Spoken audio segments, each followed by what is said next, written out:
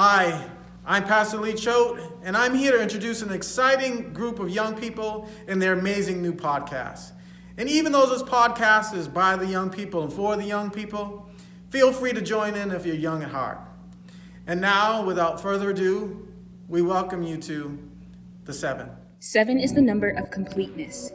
It says in Genesis that it took 7 days for God to create. We are 7 young people with different backgrounds, perspectives, opinions, struggles,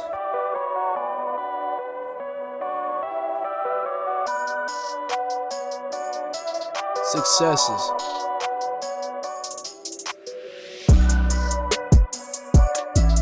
With God, we are 7.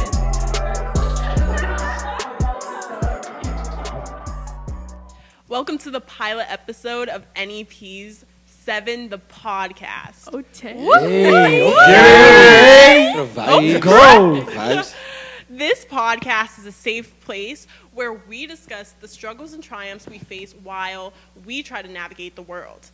I'm Alana. I'm Ivan. I'm Jordan. I'm Grantham. I'm Teddy. I'm Taylor. I'm Nate. We're 7 young people who come together with our own experiences. That's right, but there's more people involved in this too. Our production crew works behind the scenes to make sure that all this happens, so we couldn't do it without them. So shout out to all of you guys. Yes, we need y'all. And since we're giving a shout out, we want to give a special shout out to the man and woman of God, Pastor Lee and Minister Marsha. They had a vision and they just ran with it. Talk to you about a new adventure we got going on here at NEP Ministries. God has birthed something and we're getting ready to start it for the first time, and we just want to introduce it to you. Yeah, so it's a podcast for the youth, and when I was in prayer, the Holy Spirit showed me 2 young people, and I rushed immediately to the young people, and I told them, this is what God is showing me, this podcast, and then it evolves into this talk show, and I was telling them, so I thought they were going to run with it, but God hadn't finished the plan yet, and I thought he was done when he showed it to me, and I said, okay, why are you moving? But he was like, listen, I'm not done yet. Just wait, let me show you the rest. And as the months went along, he continued to reveal the other set of young people that were involved. And then I told Pastor Lee, and I was like, this is what God is saying. He's like getting the young people to speak from their point of view, to tell their story, to reach out to other young people and make it current, make it very current that the young people can relate. And that was one of the things I took to him. Well, thank you, Minister Marsha and Pastor Lee. Yes, thank you so much. Yeah, thanks, Mom and Dad. So now you know who we are, but you might not know what we've been through. So today we're just going to unmask ourselves, keep it real with you guys, and just let you know our testimonies and how we happen to be in this podcast today. That's right. For starters, as you guys heard before, I'm Ivan. I'm 22 years old. I'm from Lawrence, Massachusetts. In my life, I've been in an up and down slope with God. My life, live without a father, single mom, got 3 sisters. I felt like I was always with God, but more so as not really in tune with him. As at a young age, I was brought here at NEP, thank God, and just, feeling that spirit as a young kid, but obviously not with the decision to be like, oh yeah, I decided to come here. As life grew, and now as I'm getting older, throughout middle school and high school, that's when everything started to rumble in with like the world and the spiritual realm coming together, physical realm and spiritual realm coming in as one. So in my life, dealing with the people that I've dealt with, good and bad, chilling with people that, as of today, that I don't associate with no more, it really carved me to who I was, because now it gives me the ability to be able to talk to someone that was once in my position. Seeing whether if it had to deal with like pornography, whether it had to deal with like drugs, alcohol addiction, whatever it was, I was like now have the ability to not judge on the person, but give that person a direction from my own experiences so that they can take the steps that's needed for their benefit and let God work through that. So plant that seed and allow God to fertilize that. You know what I'm saying? So as of now, I thank God as of today. And obviously, as a human being, we're not perfect. You know, you're going to have your ups and downs. You're going to slip up sometimes. It's just how it goes, you know? Like, it's a working process. It's not about the perfection. It's about the progression. You know what I'm saying? So exactly. That's, you know, that's just my life. You know, I've dealt with that situation and just being able to just carve around that and being able to just say, hey, you know, I've been in that. You know, I know what it's like. I know how to deal with that. And being able to just help people along the way. And obviously people that that been in my position that I'm dealing with now, I'm able to look up to, you know, the leaders and be like, hey, you know, I'm dealing with this situation. And, you know, like the snowball effect, you know, when their time is away and now I'm here filling those shoes in and being able for the people that are coming after me, give them that insight, you know, that, you know, the game that everybody said, you know, everybody be saying. So, yeah, that's where I'm at now. Yeah, that's the beauty of Christianity, because I swear, like, no one becomes saved on their own. Like, it's a team effort. You always have to be lifting someone up, like, giving someone advice. Like, we're all in it together. We're, like Pastor Lee said this morning, like, we're all linked together. Like, we're a group. We're a family. Yeah, and I also feel like you were talking about how because of your experiences, you were able to talk to other people who went through similar things. Yeah. I feel like a lot of times as Christians and just people in general, we wonder why we go through the things that we go through. Yeah. But then later on in life, you don't realize who you're going to be able to touch with your story. Mm-hmm. Amen to that. Yeah, and you know what I got out of that was that it's not about perfection, it's about progression. And I think I've definitely learned that throughout my entire, so far I know I'm young, but throughout my life. And also another thing is the touch of being, you know, lukewarm and living that lifestyle. And throughout college, I was living a lukewarm lifestyle. And it's funny because when I was going into college, I was trying to be different and to veer away from, you know, committing to the world and allowing myself to walk this earth like the rest of these people, right? Because I wanted to be that woman of God that, you know, God basically, you know, put onto my life, and he, you know, put purpose in my life. So it started out, you know, going good. Going good. I was living, you know, a good Christian lifestyle on campus. And recently, though, when I was a junior in college, I just started to kind of let myself go. And I don't know why. I don't really know the why part, but I think it's when I turned 21, that's when I wanted to start partying more because I was legal to do so, and I started drinking a lot. And it actually got to the point where I was going out so often, I was drinking so much. I was still doing well in school, but it was that part of me that was just kind of like, this is not me. I'm not a product of the world. So why am I doing all of these things like the rest of the people? I'm supposed to be, you know, not like the others. You know, I'm supposed to set myself apart. Right. But I wasn't setting myself apart. I allowed myself to get caught up in what everyone else was doing. And I felt like my light was dimmed. I felt like, you know, Pastor Ruth talked about this in a sermon. She was talking about putting the oil and refueling yourself and allowing yourself to be, you know, ignited. And I felt like my light was being dimmed where it was kind of being burnt out. And I wasn't allowing myself to be the woman of God that he sought me to be and to be an example onto others as I was when I was a freshman in college or so on and so forth. But God brought me through that. And it's funny because recently he brought me through that. It's been almost a year since I stopped drinking altogether, and I stopped drinking in March, and I was like, I cannot do this no more. Glory to God.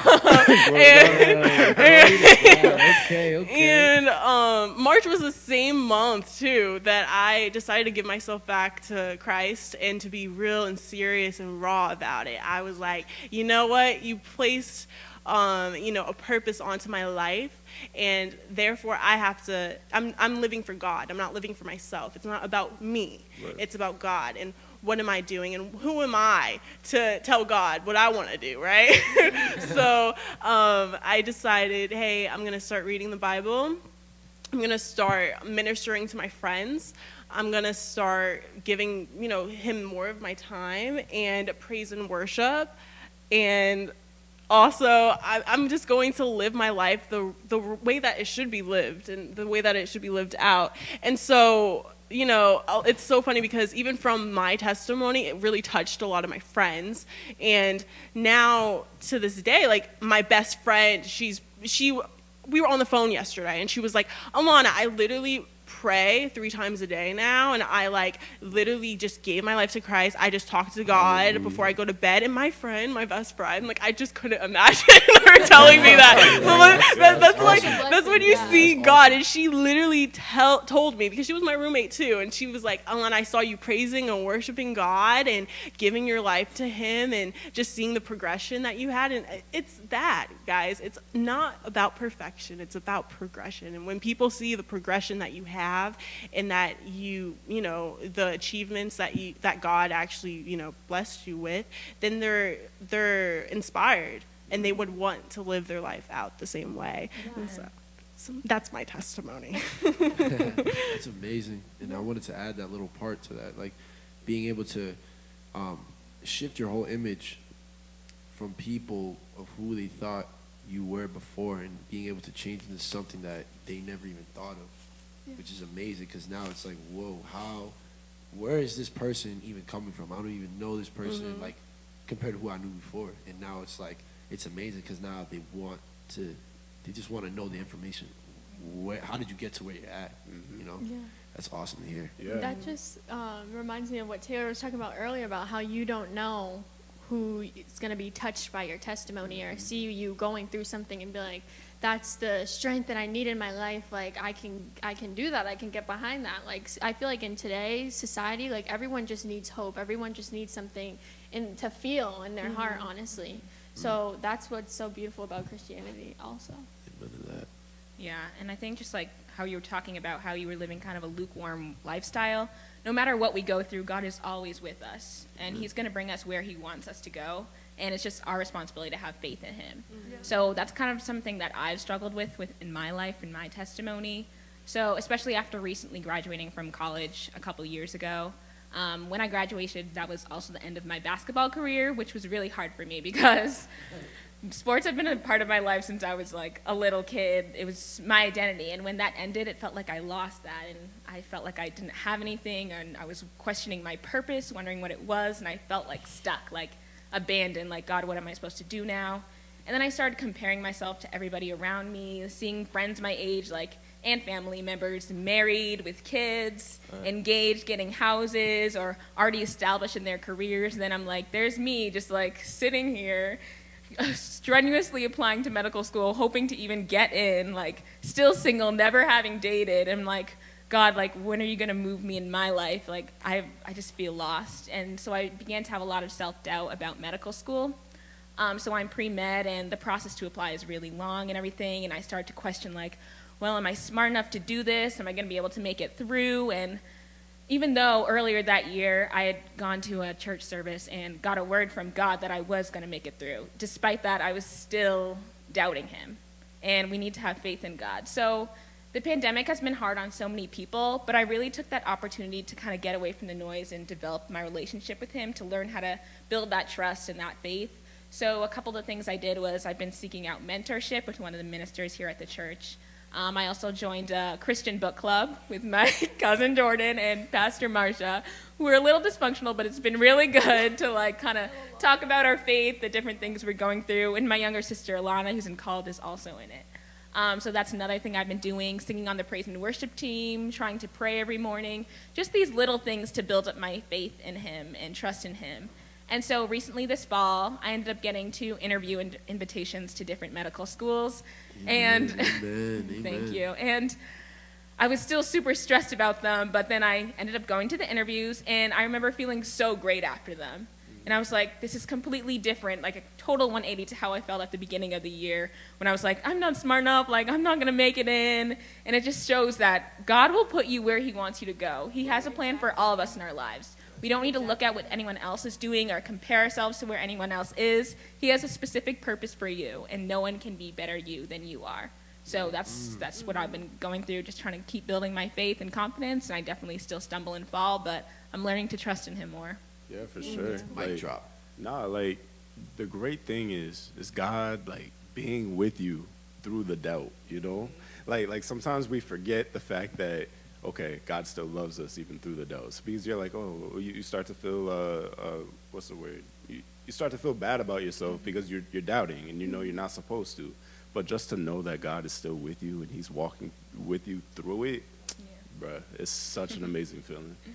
Yeah, and it's so easy for us to compare. You know, you're not alone, trust me. Even till this day, I struggle with it. And I'm, like, continuously praying to God every night, like, please, I rebuke it. Because it's tough. It's tough because even though God blesses you with something, like, you still kind of think about the next thing, too. Right. And I don't know if anyone else fell into that, but, like, it's okay, what's next? But it's not like God's a Santa Claus. It's just kind of like, I know that I'm capable of doing more, or like I'm capable of, you know, seeing myself at this stage of my life at this moment. But we have to be patient, which we will talk about later on in this. I just struggle with patience, like on a real note. Like I just struggle with patience. I have problems with it because I have to realize that God's timing is perfect. Right. But I'm the type of person who like schedules everything. Like I need everything to go. Yeah. But I need to like sit back, relax, trust, and have faith. Like I struggle like on a daily basis. You know what they say? A wise person told me this. Good cooking takes time. True. It sounds corny, but it's like, what would you rather have, microwave or oven baked? Yeah. You know what I'm saying? Like you can have like I can put a bowl of ramen, right? Takes like 2 to 3 minutes, you know, fizz up the water and all that. Yeah. Cool. It'll fill the hunger, but not fully, and it's only for a little bit of time. Yeah. But obviously, when you're cooking, like the oven baked, you're literally getting all the ingredients, forming it together. You take your time, like, oh my gosh, I'm hungry. I need this to like hurry up. Mm-hmm. But the wait has finally been fulfilled. Mm-hmm. Now that you actually get to eat, and it was worth it, you know. Yeah. Mm-hmm. So, that's a fact. That's a fact for sure, man. Especially with the food. That's actually one of my like newest philosophies God has been putting me on.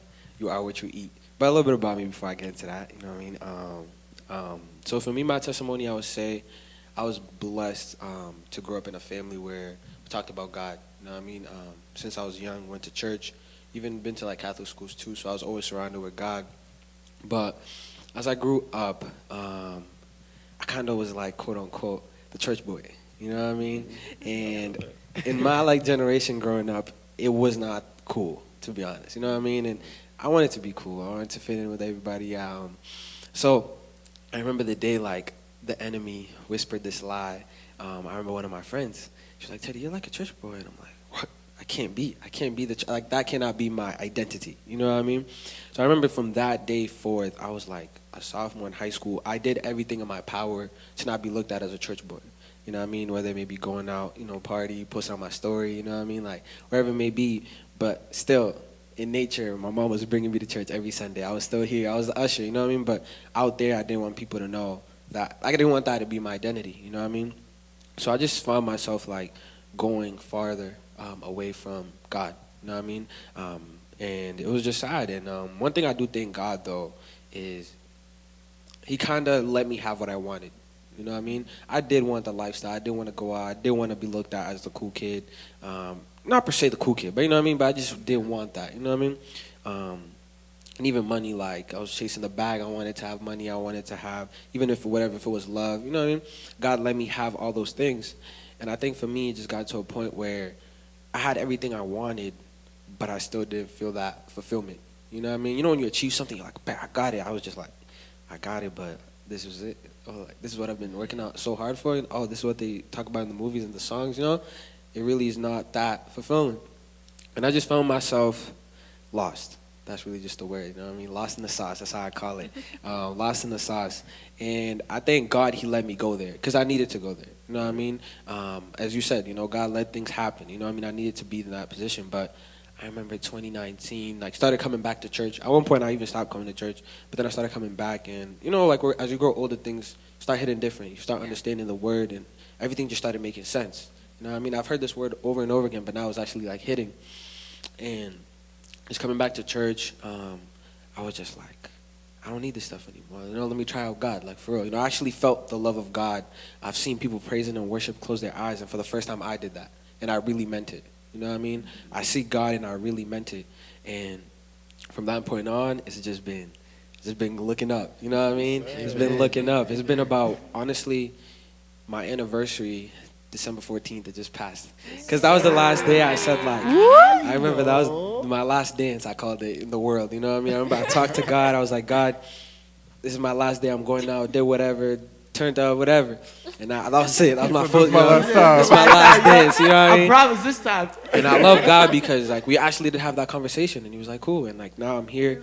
And He was like, yo, you heard it. It wasn't even a fun night. It was actually terrible. It was bad. Everything just didn't work out. But still, so yeah, it's been a year now, and I was talking to you about a philosophy that God has helped me understand is you are what you eat. You know what I mean? And when I was in the world, I was not eating the nutritious things. You know what I mean? I was not eating what was right for my spirit. And so right now, I think that's one of the things I focus on a lot. Just even this conversation, this feeds our spirit. You know what I mean? I get hope. I get uplifting. I get insight. You know what I mean? I get whatever it may be, faith. You know what I mean? So I guess those are the things that now I include in my meal. You know what I mean? That's for my spirit. Same way I feed my physical, same way I eat breakfast, lunch, and dinner, I think it's a priority to feed my spirit as well. And I think that's one of the things the enemy kind of finessed our generation. You know what I mean? Everybody's just chasing the physical stuff. We think we need the success, the money. We do need it. But you also do need to prioritize feeding your spirit. You know what I mean? You can hit the gym, but still take care of your physical, you know what I mean? Spirit. Preaching. So that's one thing I try to do now, and it's been definitely helping me a lot. But yeah. That's my testimony. Yeah, one part that really touched me was you talking about how you were didn't want to be seen as the church boy. No. And honestly, as a youth, you have to realize that you're going to be different than other people, and it's not the normal people that make change. It's the bold ones, the Joshua and Caleb spirit that are ready to step out and take that place and be the enemy cannot have this. This is my life. I'm going to choose to worship, to glorify, and just to pursue, chase after God. You know. Yeah, one thing that really touched me is the fact that you said that, our conversation here really uplifts you as well. And I know it uplifts all of us. But that goes to show the importance of godly community. And, at least for me, I've always had a worldly community. But actually having godly community like you guys and, some of my other friends, this has definitely helped me throughout the walk. Yeah, and I think, the cool thing about that, too, is, the correlation of what I was seeing in my testimony too. You had those phases of events, and now when you see that, you're able to just grab a hand onto them and be like, hey, to show them that guidance. That's really, especially at a young age too, so it's it's amazing that you don't need to be older than what you are now to change someone's life. You even the disciples, they were all young kids, they were teenagers, being one of the greatest leaders in the world, as God's follower. So it doesn't matter where you stand at, you can change anything with God. Yeah, I definitely like how you're talking about when you just grew up in the church, and I feel for me, I definitely grew up in the church.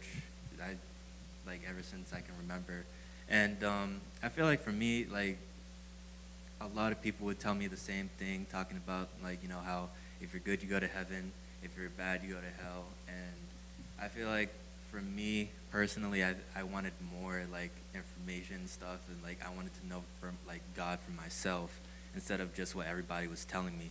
And I feel the more I asked people, the more they would just tell me the same things, oh, faith is a substance and all that. But it's okay, but it's not really getting to know God for myself.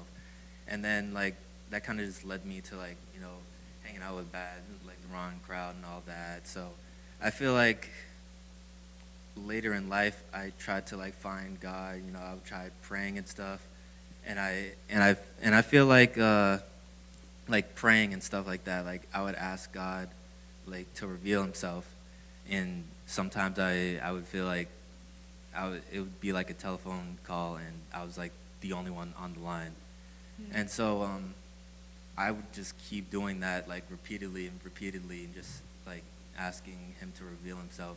And I think like once He started doing that, like I feel like for a while I was maybe like in a little bit of denial, or maybe I was just like blind to see what He was actually doing, because there would be signs, and still like I just would be like, no, I don't think that's it or anything like that.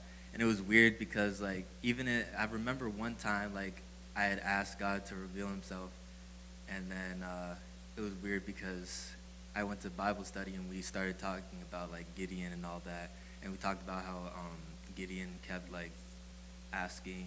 I think he asked 3 times about the fleece and stuff like that, and yeah, it was just weird because after that, like I still didn't believe it after that, and then more stuff happened. Whereas like I remember it was the youth rally for Christ, and Pastor Lee was talking about how we as a youth need to start making it cool to talk about Christ with our friends and stuff like that.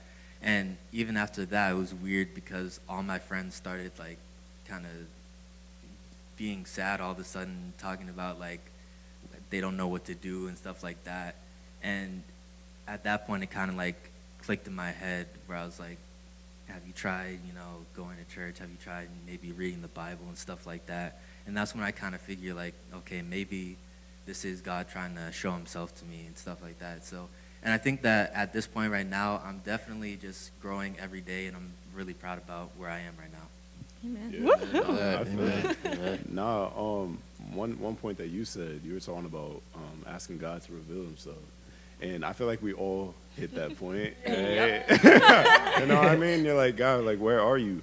Honestly, very recently for me, yesterday actually, I was yesterday. Now I have this certain situation going on in my life, and I just wanted to know that God was like listening to that prayer. And one thing that I do every morning is read a chapter in the Bible. And let me tell you how crazy my God is. Hold up. So I read Daniel 5:1. Oh, right. Exactly. That was read today. Guys, y'all. I read Daniel 5:1, and while I was reading it, I was like, yo, this is such a crazy story. I was like, but I've never heard it like in any sermons or anything. I was like, God, like, yo, no one talking about this. Yeah, for real. I was like, yo, why Like, isn't this is anyone heat right like, now. are you trying? You want me to do it or something? Like, what's good? But So yeah, I was reading it, and then for some reason, like, it just felt like that chapter that chapter was for me, and like it felt like God was telling me like, yo, that is for you. So then, coming into church, I'm chilling, regular day, security team, whatever. Hey, the vibes. You know what I mean? You know what I mean? But, oh man, I sound like I'm testifying. I'm not testifying. My bad. But nah, then sitting down, and hear Pastor Lee like go into more depth and actually like I'm out there like weeping. I'm like, oh God, I see you. I'm so sorry for ever doubting. But now that goes to show that, God even listens to you when you start to doubt, when you start to, you ask God to reveal Himself, He will always come through. And I'm happy that you mentioned that, bro. Yeah. Amen to that. I like that. Honestly, for me, like you were, I struggled with my relationship with God because, as you were, I grew up in the church as well. Like, my family was pastors. Like, we sang, everything we were a part of. Every club, every this, every that, we were a part of. I was even a cheerleader at one point. But I struggled with my own relationship with God because, like, I never realized, like, when I was younger, growing up in the church, it was good. Like, I'm blessed that I'm happy that I was here. But for me, I needed to, like, know Him for myself. Like, as you said, like, I woke up every day, I went to church, and it was normal. But as I started growing up and I started seeing the ways of the world, I feel like in my generation, everyone just wanted to grow up fast. Like everyone wanted to get into things fast. So I got into things fast. I was in places where I shouldn't, surrounding myself with people that I shouldn't. And honestly, I started just to come back and like just fight my way into out of the hole that I was in, and I surrounded myself with friends like Joe. He's also on this podcast, and he'll probably be here soon. But I surrounded myself with him, and we started singing, we started doing whatever, like just hanging out, so like my spirit man can grow, as Teddy was talking about. I can feed my spirit with like positive people who uplift me rather than like people who are like trying to drag me down, or people who are not like surrounding themselves, they're trying to better themselves in the word. Like half of my friends aren't Christian, and that's okay, but like I have to like separate myself from them and be like, I'm not going to roll with you if you're doing these things. You can't do these things in front of me, because then that exposes me, and I know I'm still weak. Like my flesh is really strong. It's probably stronger than my spirit, but like I need to like just surround myself with people who can like keep me accountable. Right. And I feel like that's what I found. So my testimony is just that I found good people to surround myself with. I have a relationship with God. I'm really trying, and I started writing my own music. So that's it. Okay. We got to want to hear some of that. Okay. Real quick. When's the mixtape dropping? Let me know. Honestly, I think one thing you spoke about too is friends, and you two Alana spoke about this too, and like especially too how you said about how your friend called you and she believes in like she now prays a lot too, and how you hanged out with those people. I think too also in this time, like especially just us here, like we all have like our squad, you know what I mean? We all have our friend group. And one of the things too, this is just something random, but I remember I asked Pastor Lee one time, and one of the things is like, do I cut my friends off who don't believe in God? You know what I mean? But then as Taylor said too, like how will they know about God? You know what I mean? Like God has put us in those places, and it's like, but I thank God though you were able to make that switch too. Like there's certain people, not cut off, but there's certain things you can't do anymore. You know what I mean? And that courage you took to be like, nah, I can't do this anymore. Yeah, and you know what's so funny, Teddy? The fact that you said that, because, you know, I always think that too, but then I think of Jesus went to like the prostitutes. He went to like the people that were sinful. You know, like he comes after us. So, you know, we're sinful people. So I'm like, I think to answer your question, I do think that you can still have friends that are of the world, because you can encourage them, and they need someone to encourage them, right? So yeah, but definitely with yours and friends, and your relationship with your friends, and trying to figure out like who's a good friend and who's not, like that is something that I struggled with throughout just my life in general. I didn't have too many friends at one point, and for that to happen, I really depended on God.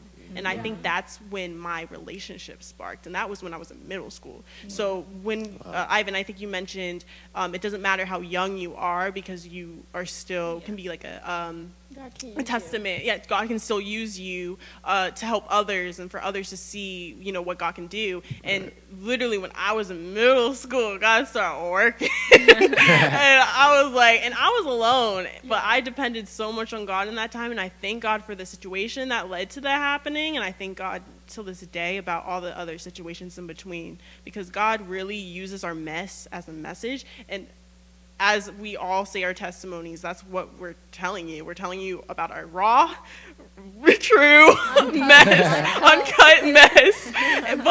But just remember that we gave our life to Christ. We're not there. We're not there anymore. This is what happened. At the end of the day, we chose. Yeah, at the end of the day, we chose God. All right. Like to add on to that too, Alana, it's like to have those friends like my crew, who like my squads, like they're more, you know, they're not really believers of God, and I appreciate that so much, because the way I look at it, it challenges me. Okay, like it challenges me. Okay, God, in this position, what am I supposed to do? What am I doing in their life that you're trying to sow something in them so that they get a grasp of you? Right. And that's where you got to be that walking light, that light tower that everybody can see. You know, if in a crowd where it's like raw and it's like completely darkness and like nobody knows where they're going. You know, so that's one thing that touched me when you were talking about like the friends. Just mostly like in the flesh, the physical realm instead of the spiritual realm, because it's all about the challenge and the progression, because it's also testing you. What are you going to do in situations like this, especially when you get out there in the world and you're not around the people you used to, So it's like preparation is key, No, it's one little thing about that, friends, too. I like this topic because this is one of my challenges, too, you know what I mean?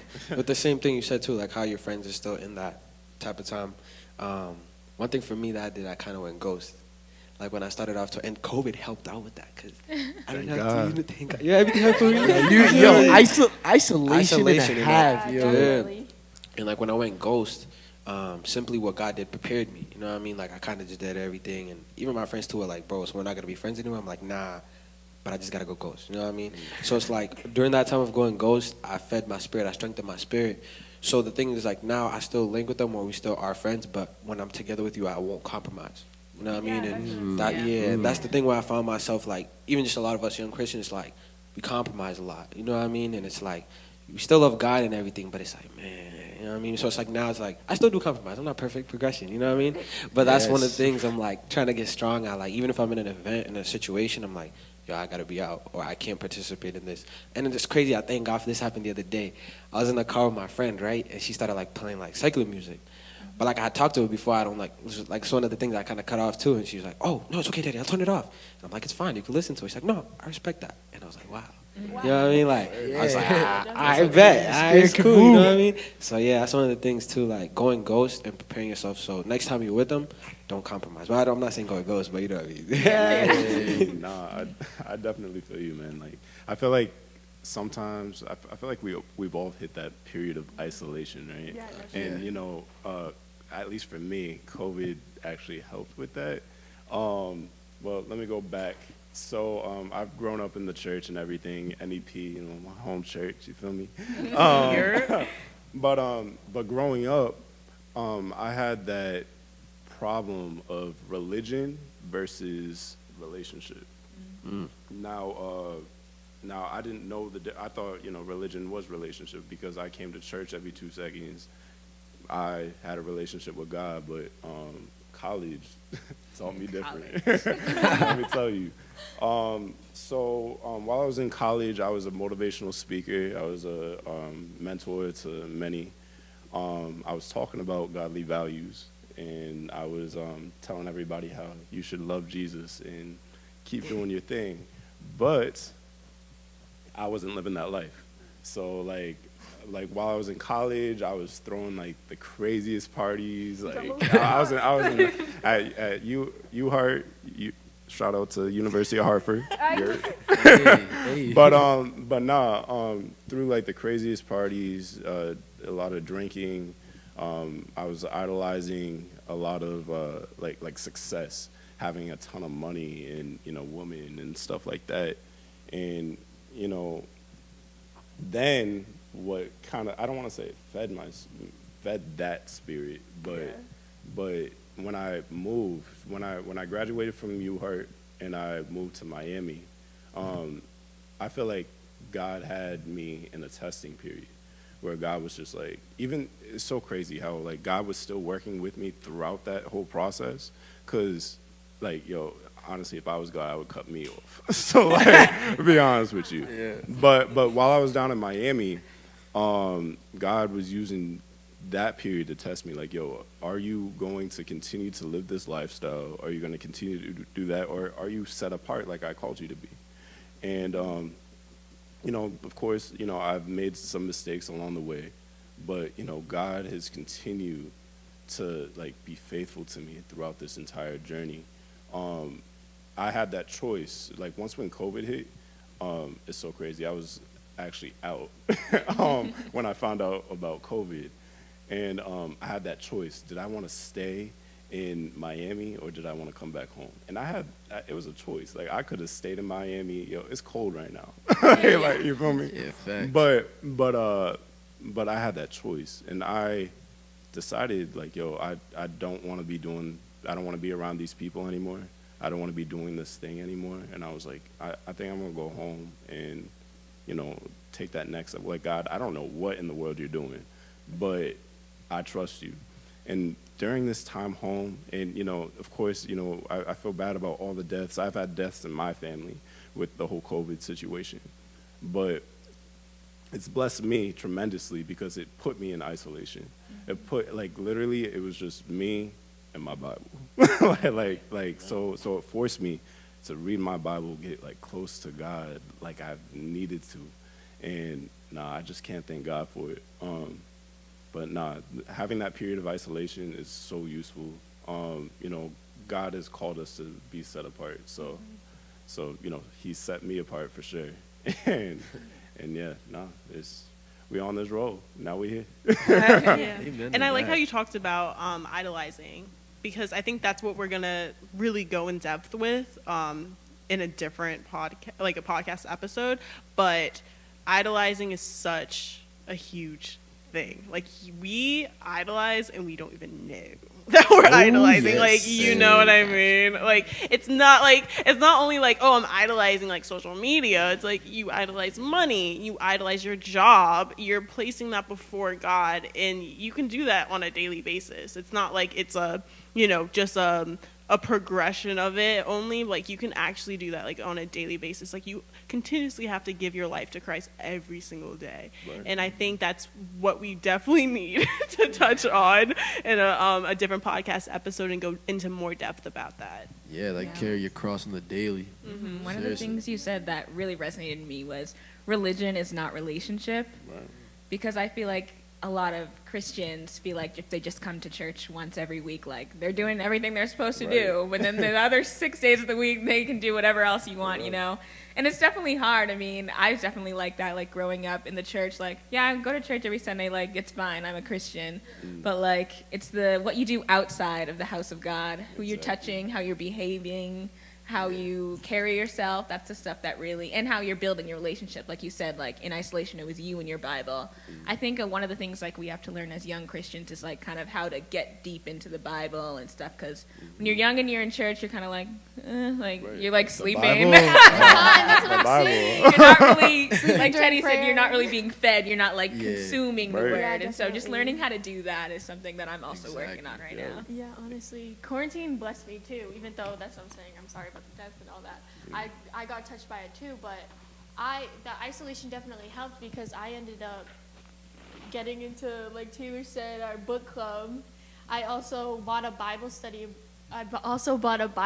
Book, so I've just been working on myself alone too, just so I can stay in that, Right. Yeah, and that goes to show that discipline is so important within our walk of life. We're called to be disciples, right? Yeah. Discipline. We have to have discipline in our lives to actually be disciples.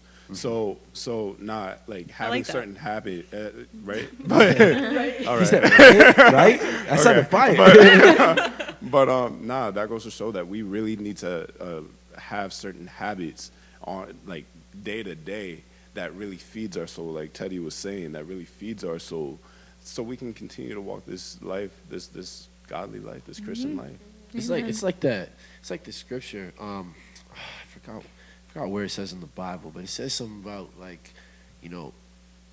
don't try to take out the piece of wood out of someone's eye when you can't even take out the one that's out of your own eye. Exactly. So worry about the one that's in your own eye so that you can see where you need to fix the situation, And I feel like a lot of the times where, how it goes, Christians, we're already labeled something. Oh, you're one of those people, the evangelist, already saying, oh, you're going to cast me out, you're going to hell. Turn or burn. Yeah. Yeah, you need to stop right now, and there's nothing wrong, but it's just the way how you're approaching it. It's just like you don't know this person already. You can't just be oh, boom, boom, completely cast them out because now they're already having an image wow, this is how their God is. I'm not even, I don't even know about this and already this is how they already treat me. So yeah, I think that's huge, bro, because I feel like we're called to evangelize as well, right? Yeah. So I feel like what I don't want to say a lot, what some Christians do is we don't go out there with the right heart set. Yeah. We Right. go out there with condemnation instead of love, like God Yes. wants us to. Yeah, like You know Yeah, what I mean? into lecture. Like Right. we come to lecture. Like we have to meet someone where they're at because Exactly. God met us and He Where we continues to were at, meet yeah. us where we're at. So we should treat people like on the same level that they should be treated. Right. Yeah, like I that love- demand or delegating. Honestly, in a I way. don't know. Those street preachers be challenging me though sometimes. I be watching them like, man, I need to get out there. You know what I mean? Yeah, but, but- I mean, but that's, like, no, I but know- that's yeah, like Yeah. that's good too, cause like you know, it's what you do outside the house of the God, cause it's easy to do that when everybody's here, cause everybody's on the same wavelength. But go outside and you're gonna feel all the distortion that's in this world. You know? Yeah. And also, I feel like everyone has a different way of ministering. Right. Exactly. Yeah. I was just Yeah, about to mention exactly. So, like, someone who may be a street preacher, like, that's their gift. That's what That's they're how called to they're do. called to, yeah. You, Right. and Teddy? specifically, Teddy, you have, like, so many friends here every Sunday. Right. Like, That is that's so your you. calling. You are me able to say, gather. just come to church. Yeah, yo, come get live real quick. to I gather a mean, community yeah, of people to yeah. bring into you. Some Yeah. people can minister through song and feel the anointing Right, fall on them. Yeah. Like, we all have different ways that we're Sure. called to minister. And I think no way is greater than the other, as long as we're all doing, like, God's will and what He wants us to do. But also, I feel like when you're going out and you're ministering to other people, even if they're inside the word or outside, you also have to be careful because some people just aren't ready to hear what God's saying to you. So you just have to be very discerning of the spirit that they're carrying and what God is saying to you, you know? Because I feel like in the world, like there's so many people who are bruised by what Christians had said to them, or at times they went to church and they're just like, I just can't do it because they have a traumatizing experience with what's going on.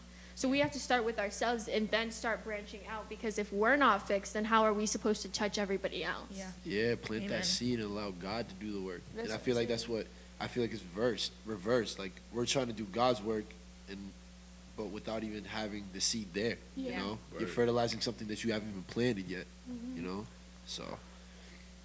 But that's amazing. You know, like these testimonies, like show how God can like change, like as Alana said earlier, like a mess into a message. You know, that's that's like for the world to see His Major. glory. So that's amazing in itself. Yeah, and that's what our main objective is here. It's to glorify God, because none of our achievements, right, are done by our own hands. That's a fact. Like, if you could say that I would be sitting here doing a podcast with you all, For real. that's not because of me. Yeah, Sister Marsha It's because said, of God. come over here. So God's grace is definitely shown through, not only within our own lives, but also yours as well. Yeah, and God's grace is sufficient. That's all we need. That's that gospel song. Exactly. You're all I need. God is enough in our lives. Yeah. Yes, yes. So thank you, and I hope you enjoyed tuning in to the pilot episode of NEP's 7, the podcast. Yes, and make sure to tune in every other Friday for some food for thought. Now, do not forget to follow us. Please follow us. Yes. We're begging. On Please. Instagram nicely. and YouTube at 7.podcast. We'll see you guys soon. Bye. See ya!